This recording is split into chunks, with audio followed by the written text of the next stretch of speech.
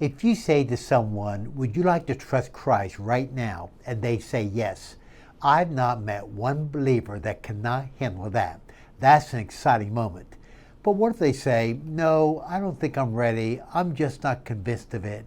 Then what do? Let me make 5 simple suggestions.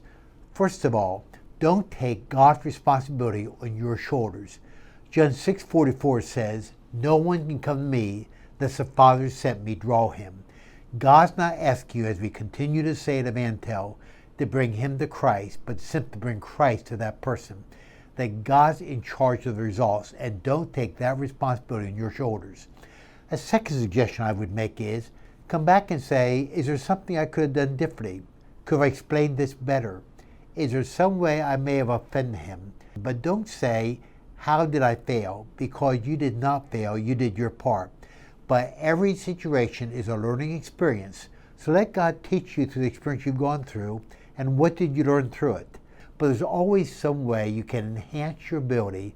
That's why I always say, everyone you share Christ with, you're one person wiser how to do it. A third thing I would say is, be grateful you're part of a process. By that I mean, John 4 says, some sow, another reaps. You can be the 4th of 15 people God's going to use. You can be the 8th of 39. But you're part of a process and bring that person to Christ. And that's why there's no wasted effort. Fourth, remember the importance of prayer. You may stop talking to them, but don't stop talking to God.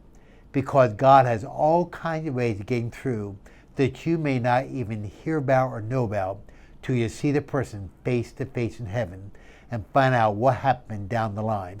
So keep praying for them, add them to your daily prayer list. Then a fifth thing I would say is remind them they can come to Christ any place, anywhere. In a kitchen, in a living room, in a bedroom. They don't have to have you there. They don't have to be at church. But tell them, look, when you understand this and you're ready to come to Christ, you can just tell God right there in the privacy of your heart, God, I'm trusting Christ as my personal Savior. And tell them, now once you make the decision, could I be the first to hear about it? Because I'd love to know about it and rejoice with you. Those 5 things might be very helpful, because when someone says no, it's a pause, it's not a stop.